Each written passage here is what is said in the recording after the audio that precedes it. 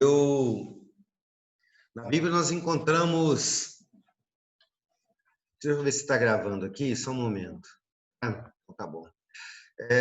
Quando a gente lê a Bíblia, uma coisa despertou a atenção nesses dias, é que a Bíblia nos apresenta a história de vários homens que, embora conhecessem a Deus, conhecesse as doutrinas a respeito dele, conhecesse a história das obras que ele havia realizado, conhecesse a história da criação, homens que, embora tivessem contato com a verdade das Escrituras, eles viviam como se Deus não existisse.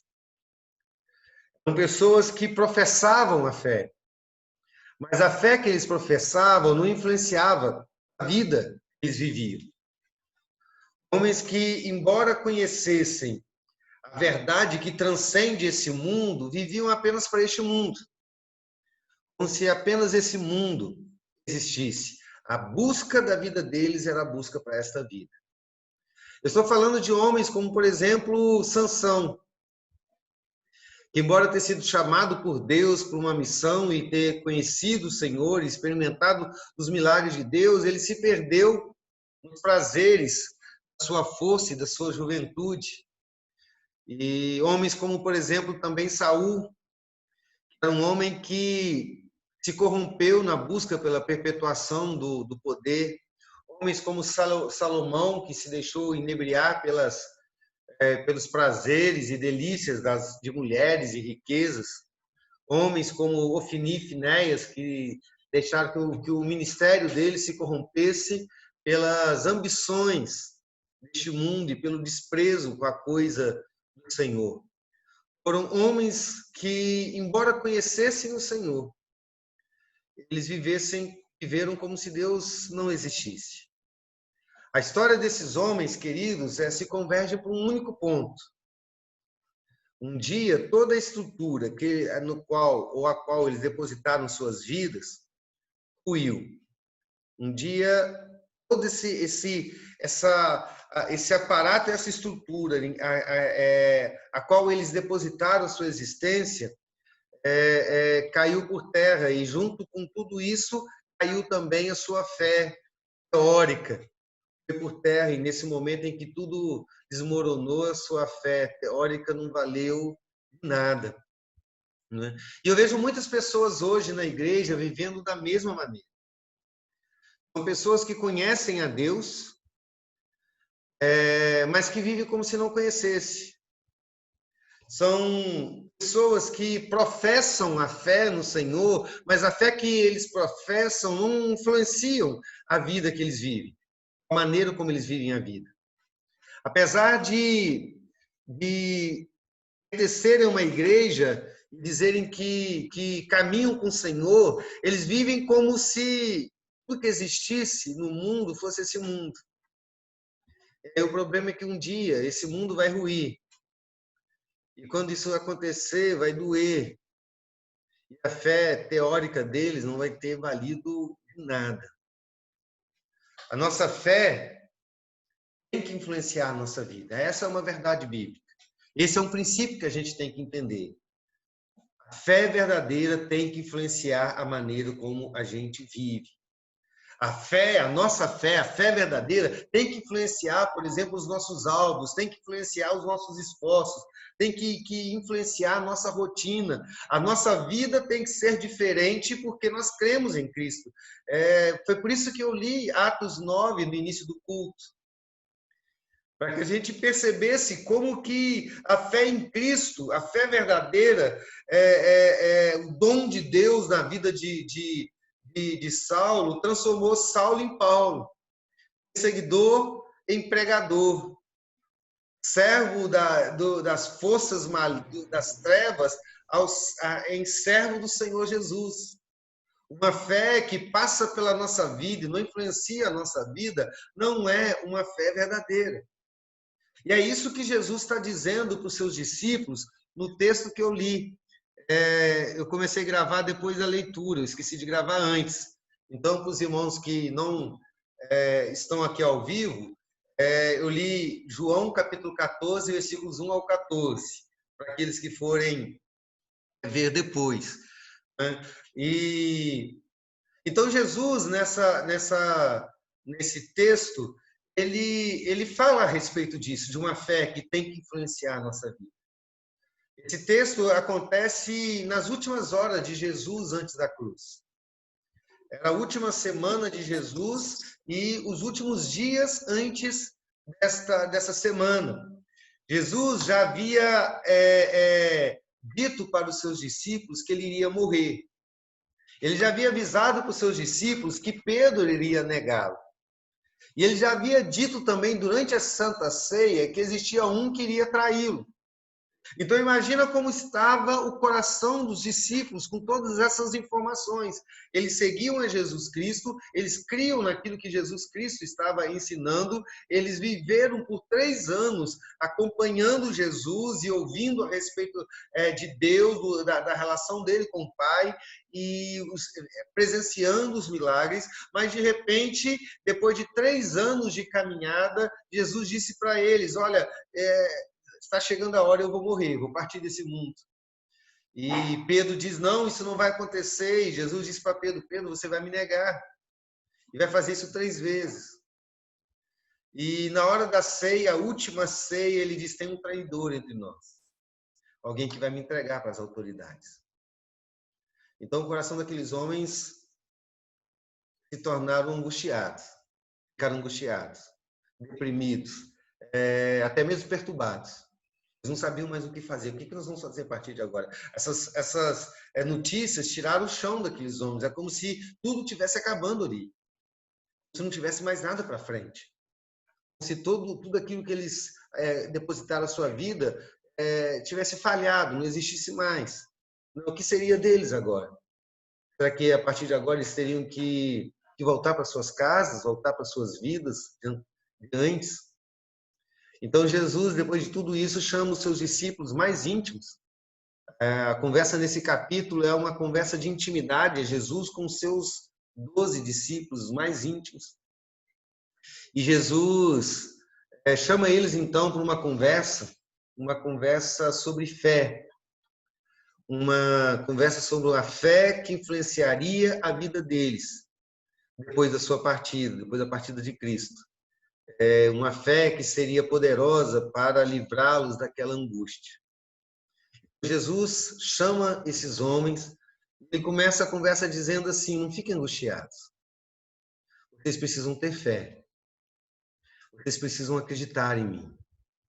E acreditando em mim, vocês precisam caminhar olhando para a linha de chegada. Creia em mim. Tenha fé. Olhe o final dessa estrada.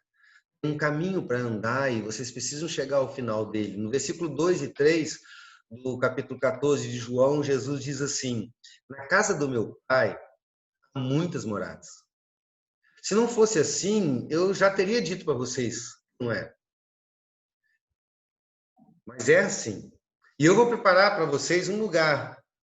E quando eu for e preparar um lugar para vocês, eu voltarei e receberei vocês para mim mesmo, para que onde eu estou, vocês também estejam. Jesus sabia de tudo que ia acontecer. Jesus sabia que depois da sua partida, o futuro reservava para aqueles discípulos uma vida muito dura, uma vida de desafios, uma vida de lutas, uma vida de muitas dificuldades, e os discípulos iriam ficar apavorados. E a gente conhece essa história e sabe que, de fato, eles perderam as estribeiras por um tempo, né? E eles enfrentaram depois da morte de Cristo foi algo terrível, uma série de provações, de tentações, de perseguições que poucos de nós seria capaz de resistir. Então Jesus sabia de tudo isso que estava aguardando o futuro desses homens e era certo que sozinhos e a mente desses homens seria ocupado por todas essas lutas que teriam que enfrentar. As agendas deles, ocuparia, seria ocupado por essas lutas.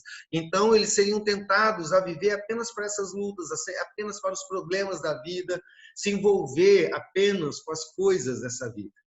E isso, na verdade, seria um retrocesso. Porque essa é a tendência nossa quando a gente está acuado, quando a gente está com problema. A gente esquece de tudo o mais e começa a focar apenas nas lutas, nos desafios, aquelas coisas que a gente tem que fazer. Né? É muito comum as pessoas, em tempos de crise, se afastar de tudo e ficar apenas focado na crise, lutando e lutando e lutando dentro dessa própria crise que eles estão vivendo. Né? E era isso que o diabo iria querer deles. Né? Que nesse tempo a fé fracassasse e eles passassem a viver apenas para este mundo ou para as dificuldades que estariam enfrentando neste mundo. Porque é geralmente assim que acontece. Né? Muitos dizem que acreditam em Deus, mas quando vêm os problemas, né, os problemas sufocam a fé e nos fazem retroceder. Então Jesus apresenta para eles um outro futuro. Diferente, ou não diferente apenas, mas além, acima desse futuro imediato que eles iriam viver. Um futuro que estava além. Ele disse o seguinte: olha, eu estou indo embora, mas eu estou indo para a casa do meu pai. Ele estava falando do Deus Pai. Ele diz: olha, eu estou indo para lá para preparar um lugar para vocês na casa dele. E eu vou estar lá agora, preparando um lugar para vocês na casa do Pai. E quando terminar esse tempo do preparo, eu vou voltar para vocês, para levar vocês para lá. E eu queria que vocês acreditassem em mim. Esse será o futuro de vocês. E eu vou voltar para levá-los para a casa do Pai. Jesus queria que, com essas palavras, o futuro final que ele estava apresentando, e não o futuro imediato que esses homens tivessem, ocupassem a mente deles e guiassem a atitude deles. Eles precisavam crer que um futuro maior estava reservado para eles no futuro. Eles precisavam viver, a partir daquele momento, a vida que tinham para viver, mas com a sua mente e com seus olhos ligados nos céus. É isso que o Senhor queria. A fé deles influenciasse a maneira como eles viviam. É isso que Jesus está dizendo para nós hoje. Jesus está dizendo para você nessa noite: olha, existe um lugar para vocês na casa do Pai, na casa de Deus. É interessante que a expressão casa de Deus é uma referência direta ao templo. Era considerado a casa de Deus, o lugar sagrado no mundo onde Deus morava. Uma alusão ao templo de Salomão, como um sinal, como uma sombra do templo maior, que é o tabernáculo de Deus com os homens, a morada sagrada com o Senhor. Então, é disso que Jesus está dizendo. Ele está dizendo: olha, estou preparando um templo, eu estou preparando uma casa, eu estou preparando um lugar sagrado, eu estou preparando quartos neste lugar. E vocês vão morar lá. E vocês não vão morar lá como convidados. Vocês vão morar lá como filhos do Pai. E o que Jesus está dizendo para você essa noite é: olha, eu estou lá agora, preparando este lugar. E quando chegar o tempo, eu vou voltar para te levar comigo. Essa é uma verdade extraordinária e eu gostaria de te perguntar nessa noite: você crê nisso? Você crê que, de fato, Deus está preparando um lugar para a nossa morada eterna? Está preparando um quarto na casa de Deus? Você pensa na ideia de um filho indo para a casa do pai, indo para a casa da mãe, depois de muito tempo peregrinando pelo deserto, por estradas difíceis, ele finalmente chega na casa do seu pai. Ali ele tem acolhida, ali ele tem sustento, ali ele tem abrigo, ali ele tem segurança, ali ele tem carinho, ali ele tem calor, ali ele tem afeto, ali ele tem abraço. Jesus está trazendo essa ideia de uma casa, da casa do Pai, um lugar de acolhimento. Ele está dizendo: olha, no final dessa história, quando eu voltar, vai haver um lugar para vocês. E vocês serão recebidos como filhos na casa do Pai. Você crê nisso? Acredita mesmo? Se você acredita, querido, você vive esta vida olhando para o céu. Essa fé influencia a maneira como você vive o cotidiano. Porque pense comigo, se você, ao entrar para uma faculdade, você sabe que depois de 5 anos, você vai ter um diploma, uma formação, uma profissão. Então, você vive os 5 anos de faculdade, né, olhando para esse último dia. E tudo que você faz é pensando onde você vai chegar. Então, essa expectativa, essa crença de que em 5 anos você tem um diploma, em 5 anos você tem uma graduação, em 5 anos você tem uma profissão, isso vai determinar a maneira como você vai viver esses 5 anos. Alguns meninos, e a gente aqui em Alegre é testemunha disso a cada ano, a cada período. Alguns meninos saem das suas casas, alguns vêm de outros estados, alguns vêm de outra nação, alguns vêm de outro continente, nós temos aqui. Pessoas que saem das suas casas e vêm a Alegre, por quê? Porque eles sabem que depois de 5 anos eles vão ter uma graduação. E quando eles estão aqui, eles estudam. Perdem tempo de sono, perdem final de semana, deixam de ir para casa visitar os pais, às vezes nos feriados estão aqui. E por que eles perdem tudo isso para estudar? Porque eles sabem que depois de 5 anos eles terão uma graduação. Eles creem nisso. E eles então convergem a sua vida para estar preparado para esse dia, caminhar para chegar lá, né? E ele usa todo esse tempo, seus esforços, sua inteligência, na caminhada para esse dia. É assim que a coisa acontece. Agora pensa, querido, se ao entrar no cristianismo, pela salvação, você fica sabendo que no fim dessa vida você irá morar com Deus, o que você faz?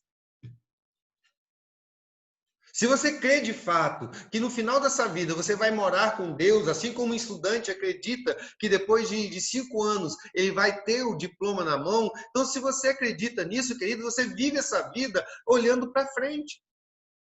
Você olha assim para o tempo de hoje, você olha assim para esse futuro mais próximo, que são as coisas que você tem para fazer nessa semana, os seus compromissos, você olha para tudo isso, mas aquilo que determina de fato a sua vida é a sua fé, a sua crença de que Jesus foi para preparar um lugar para a gente na casa de Deus, para a gente ser recebido como filho.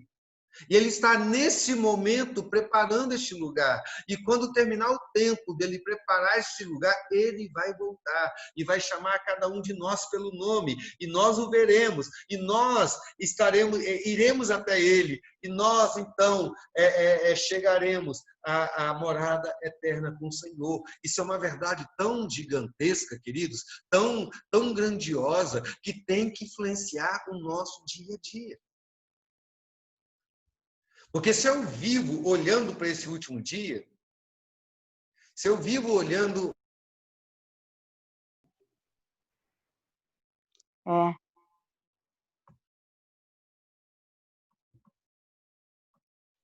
Estão me ouvindo, irmãos? Voltou. Voltou. Eu não sei aonde eu parei, mas... Deixa eu ver se voltou a gravar, voltou. Mas então, eu não sei onde eu parei no... Você parou... Valnei, você desligou seu microfone, Valnei? Ligou, Valnei? Não liguei. Você parou... Jesus está preparando ainda. Só voltando então um pouquinho atrás, que eu não sei exatamente onde cortou a internet, onde caiu a transmissão. O senhor parou na fé. Isso. Em acreditar na morada celestial. Amém. Então, se a gente, ao entrar para a faculdade, sabe que toda a gente converge a nossa vida para esse final da mesma maneira. né? Se ao entrar na vida cristã, no cristianismo, a gente sabe que no final dessa vida nós vamos morar com Deus, então a gente vive essa vida olhando para o último dia, né? A gente faz com que esta fé, essa verdade que nós cremos, de que estaremos com Ele, influencia cada instante da minha vida. Aí, por exemplo, eu não vou usar os meus esforços apenas para construir palácios aqui nessa terra. Porque eu tenho certeza que no dia que Jesus voltar, esses palácios vão ruir e não vai sobrar nada. Eu não vou viver essa vida apenas para crescer na minha profissão, porque eu sei que essa profissão não vai existir na eternidade. Eu não vou criar os meus filhos apenas para que eles se tornem excelentes profissionais, excelentes pessoas de sucesso, pessoas ricas. Eu vou criá-lo principalmente para que eles aprendam a servir ao Senhor. Então, toda a minha vida vai estar apontando para cima, para frente, para a eternidade. Então, eu vou usar tudo que Deus me deu nesta vida, meu emprego, minha relação com a minha família, com a sociedade, tudo que existe, eu vou convergir para lá. Eu vou dizer, olha, eu vou trabalhar, mas vou trabalhar para a glória do Senhor. E em tudo que eu fizer aqui, no meu trabalho, eu quero que o nome do meu Deus seja engrandecido, porque é isso que vai durar para a eternidade. É a minha adoração a Deus. Então, eu vou criar o meu filho para ele ser um servo do Senhor, acima de tudo. Eu quero que ele seja um bom profissional, eu quero que ele estude, eu quero que ele cresça na vida, mas, acima de tudo, eu quero que meu filho e minha filha amem o Senhor e adorem o Senhor, porque eles vão morar com o Senhor no último dia. E eu creio nisso. Então, a nossa fé tem que determinar a nossa existência. Tem que determinar a maneira como a gente vive. Eu creio que no último dia o Senhor vem me buscar para morar com o Pai. Então, eu vou viver com isso na cabeça. Agora, a questão é, isso tem acontecido? Você tem visto isso acontecer na igreja? Porque quando a gente olha um mapa da igreja atual, a gente percebe que os cristãos não estão olhando para o céu. Mas muitos estão como avestruzes, fincando a sua cabeça na terra. Pensando apenas nas coisas dessa terra. Eu acredito que talvez muitos hoje que enchem as igrejas trocariam a eternidade por uma bênção no agora. Trocariam a eternidade por uma cura, trocaria a eternidade por sucesso, porque tudo que buscam é isso. Sabe? Trocariam o direito de progenitura, ou primogenitura, melhor dizendo, por um prato de lentilhas. E a minha pergunta para você, para a gente passar para o próximo ponto, e aí? A fé no céu tem mudado a sua vida na terra? Ela influencia a maneira como você está vivendo? A gente precisa pensar e mudar de atitude. A segunda coisa que Jesus diz é o seguinte: os discípulos então estavam angustiados, ele diz, olha, não fiquem angustiados. Acredita em mim, tenha fé e caminhe comigo. Caminhe por essa vida ao meu lado. Caminhe em mim. No versículo 6, ele diz assim, o texto diz assim, Jesus respondeu, eu sou o caminho, a verdade e a vida. Ninguém vem ao Pai senão por mim. Eu sou o caminho, a verdade e a vida. Ninguém vem ao Pai senão por mim. Você certamente conhece esse texto, é um dos mais conhecidos da Bíblia. Mas será que você compreende esse texto? Será que esse texto influencia a sua vida? Porque uma coisa é dizer, eu acredito nisso, que Jesus é o caminho, a verdade e a vida. Ele é o único caminho que nos leva ao Pai. Eu creio nisso, mas a questão é, isso influencia a sua vida? Para a gente entender de fato o que Jesus está dizendo aqui, a gente tem que ir até o versículo 11. Ele diz assim, eu sou o caminho, a verdade e a vida, ninguém vem ao Pai senão por mim. Aí do versículo 7 até o 11, ele diz assim, se vocês me conheceram, conhecerão também o Pai. E desde agora vocês o conhecem e o têm visto. Filipe disse a Jesus: Senhor, mostra-nos o Pai, e isso nos basta. Jesus respondeu: há quanto tempo tenho estado com vocês, Filipe, e vocês ainda não me conhecem? Quem vê a mim, vê o Pai. Como é que você diz, mostra-nos o Pai? Você não crê que eu estou no Pai e o Pai está em mim? As palavras que eu digo a vocês, não as digo por mim mesmo, mas o Pai que permanece em mim faz as suas obras. Creiam que eu estou no Pai e que o Pai está em mim. Creiam ao menos por causa das mesmas obras. Nesse versículo, Jesus está falando do seu relacionamento com o Pai. Ele está falando aqui a respeito da doutrina profunda e complexa para nós da Trindade. Está falando da íntima relação que existe entre as três pessoas da Trindade. Um único Deus que existe ao mesmo tempo em três pessoas. E essas pessoas se relacionam entre si em amor, Pai, Filho e Espírito Santo. E é com base nessa verdade, na doutrina da Trindade, é que Jesus está, que ele disse o versículo 6, aquilo que ele disse no versículo 6. Ele está dizendo algo mais ou menos assim: olha, eu estou aqui com vocês, como homem. E de fato é isso que eu sou. Eu me tornei homem. A encarnação de Cristo. Mas ele diz, ao mesmo tempo, eu sou um com meu Pai. Eu sou Deus. Então vocês só podem ir ao Pai comigo. Somente eu posso levar vocês a minha. Por isso que ele disse para Tomé, vocês, para os discípulos, vocês conhecem o caminho. Tomé diz, mas quem é o caminho?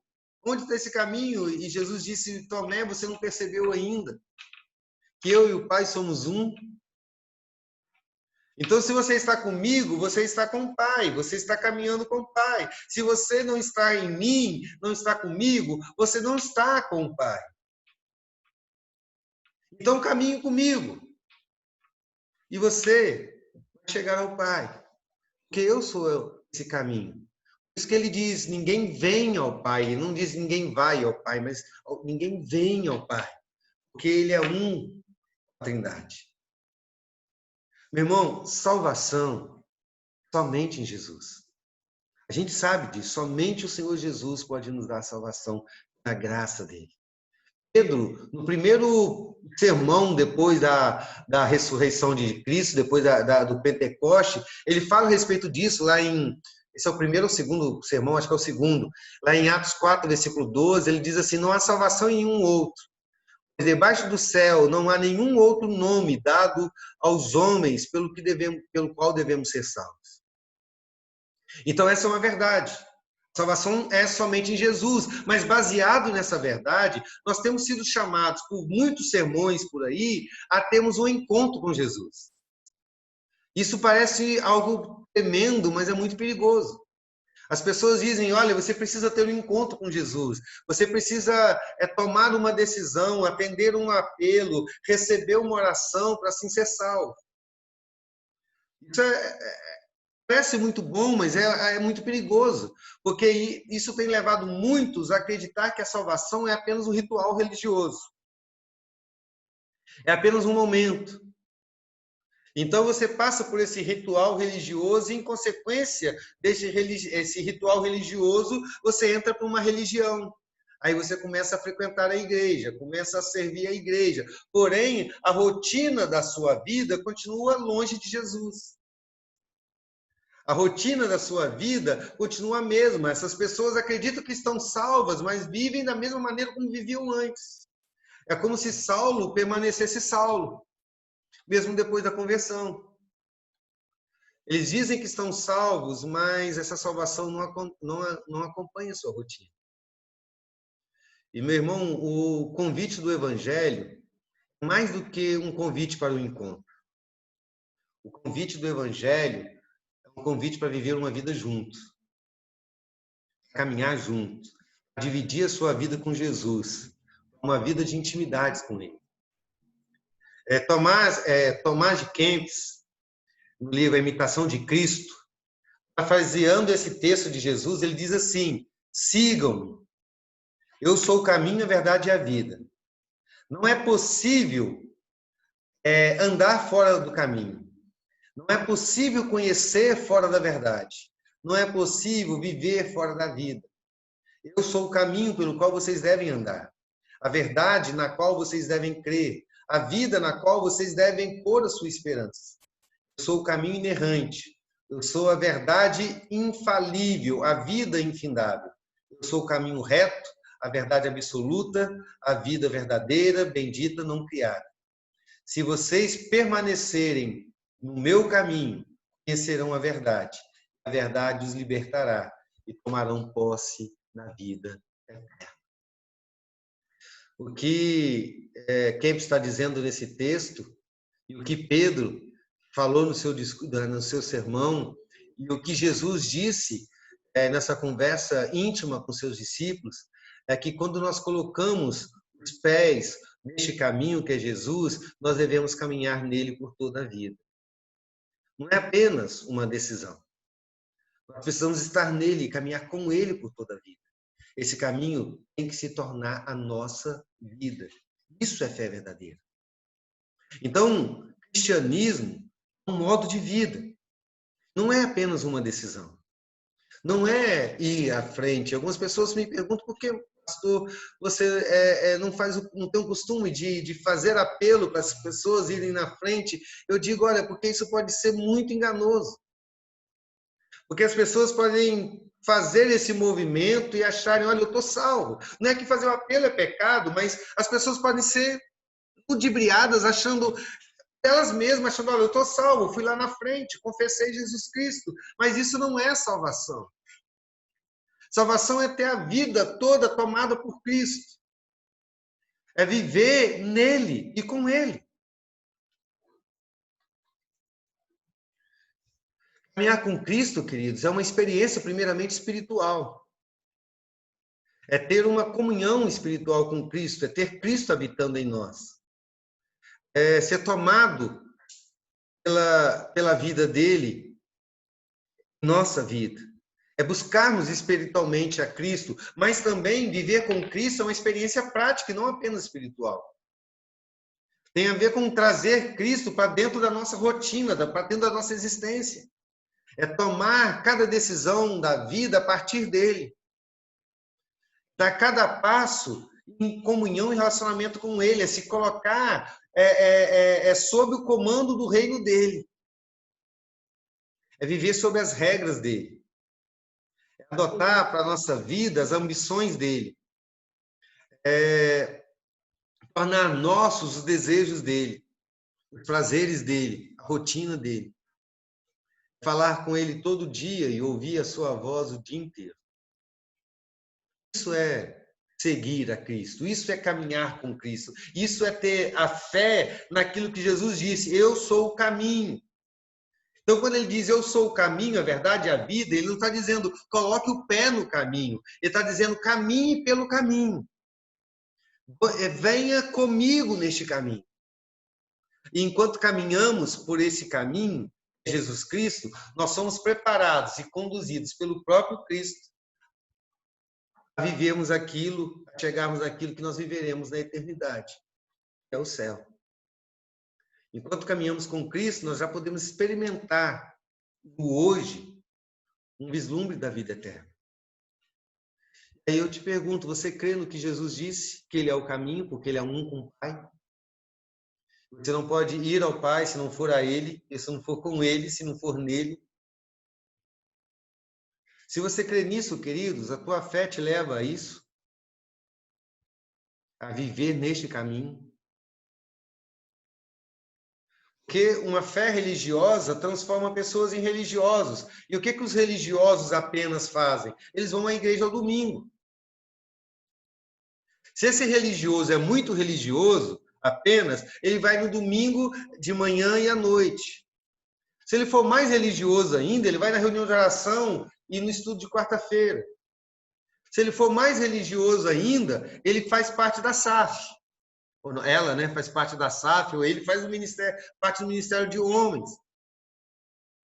Se ele for mais religioso ainda, ele se torna membro da UMP ou da UPA. Se ele for só religioso, ele se torna um religioso. Mas se ele de fato crê em Cristo, mais do que um religioso, ele se torna um cristão. Você vive assim ou sua fé só é fé na igreja? Uma fé que se encontra com Jesus nos momentos religiosos da sua vida, mas se afasta dele na rotina. Sua fé tem que influenciar a sua vida, de maneira em que você vive nele, por ele e para ele. Mas para encerrar, Jesus está dizendo assim, não fique angustiado, não. Acredita em mim, tenha fé em mim, a ponto de viver na sua vida minha missão. No versículo 12 ao 14, ele diz assim, em verdade, lhes digo, que aquele que crê em mim, fará também as obras que eu faço, e outras maiores fará. E outras maiores fará, porque eu vou para junto do Pai. E tudo o que vocês pedirem em meu nome, isso farei, a fim de que o Pai seja glorificado no Filho. E se pedires alguma coisa em meu nome, eu o farei. Esses dias eu estou assistindo de novo O Senhor dos Anéis. Eu vou começar a ler o livro, os livros, de novo. E aí, toda vez que eu vejo filmes ou leio livros que falam, que narram a respeito dessas guerras muito antigas, né, do mundo antigo, eu me encanto com o brio dos guerreiros. O brio que eles tinham, a honra que eles tinham, que é difícil encontrar nos dias de hoje. Né? Porque esses homens, mesmo nas mais terríveis batalhas, mesmo quando a morte é a maior probabilidade nessas batalhas, eles se animavam com o pensamento de que, mesmo que morressem, teria valido a pena, porque eles morreram cumprindo a missão de servirem ao rei. Eu acho isso tremendo. Eles estão diante de uma batalha e o risco de morrer é muito grande, e eles estão animados. Por quê? Porque se eu morrer nessa batalha, eu sou um homem valoroso, porque eu morri cumprindo a missão da minha vida. Porque cumprir a missão que receberam do rei dava sentido à vida desses homens. Então, por essa missão, valeria a pena viver, essa missão valeria apenas morrer. Eu fico pensando quantos hoje que dizem ter fé em Cristo estariam felizes por morrer pela obra de Cristo, pelo próprio Cristo. Eu fico pensando qual é o sentido da vida daqueles que, mesmo conhecendo a missão que receberam de Jesus, vivem as suas vidas para cumprir as missões que eles mesmos estabeleceram para as suas vidas. Eu preciso vencer na vida, eu preciso terminar a faculdade, eu preciso subir de cargo na empresa, eu preciso ter mais influência, eu preciso me divertir mais, eu preciso disso, eu preciso daquilo outro. Aí essa pessoa vive gastando a sua vida nessas coisas, mesmo dizendo que tem fé em Deus e mesmo dizendo que acreditam que receberam do Senhor uma missão. Acreditam que receberam do Senhor uma missão, do rei uma missão. Mas ainda vivem apenas para cumprir as missões que eles próprios estabeleceram para a sua vida. Eu te pergunto, existe honra nisso? Existe honra nisso? As pessoas gastam suas vidas para cumprir missões que, na verdade, são missões efêmeras. Não acompanharão para a eternidade. Gastam as suas vidas em cumprir missões que vão passar.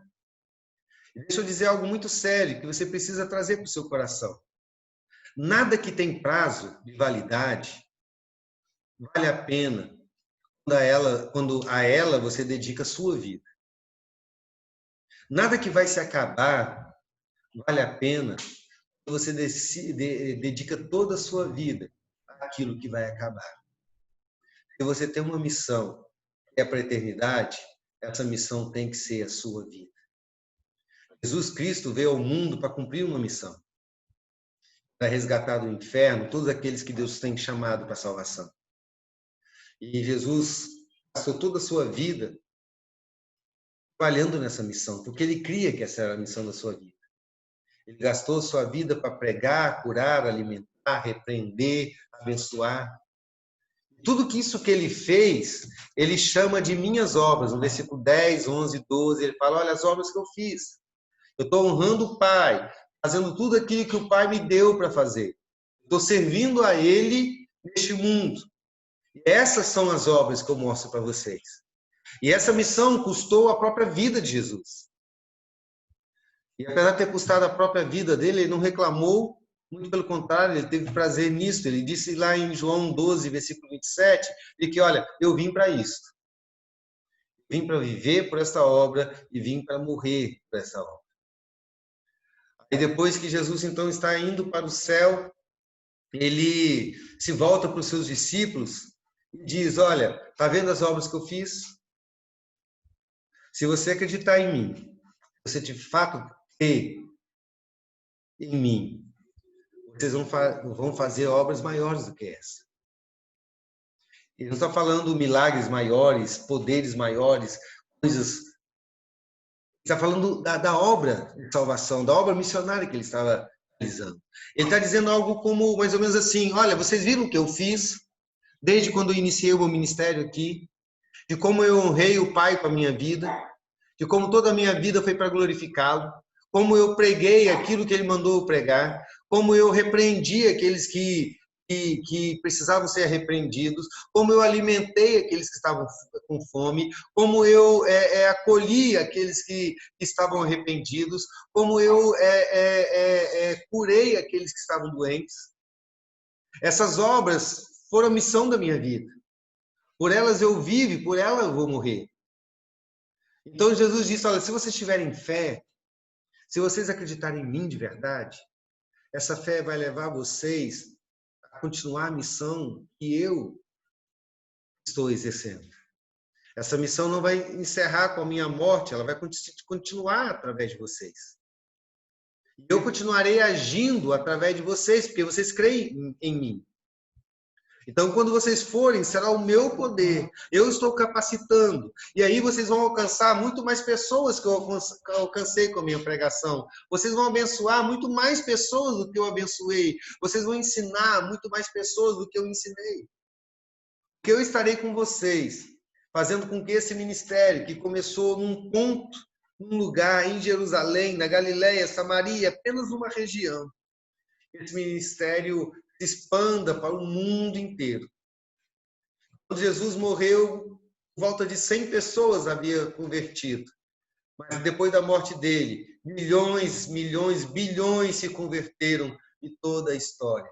A obra que a igreja do Senhor Jesus faz hoje e tem feito desde a morte de Cristo, ela tem uma abrangência, um alcance muito e muito, muito maior do que a obra que Jesus Cristo realizou. Por quê? Porque é Cristo que continua realizando essa obra a partir da sua morte e da sua ressurreição. E o Senhor Jesus diz, se vocês creem em mim, vocês vão continuar a minha missão. E vocês vão perceber, vão testemunhar, testificar de onde essa missão vai levar vocês. Essas obras serão maiores, extraordinariamente maiores do que tudo aquilo que vocês viram até aqui, Jesus está dizendo.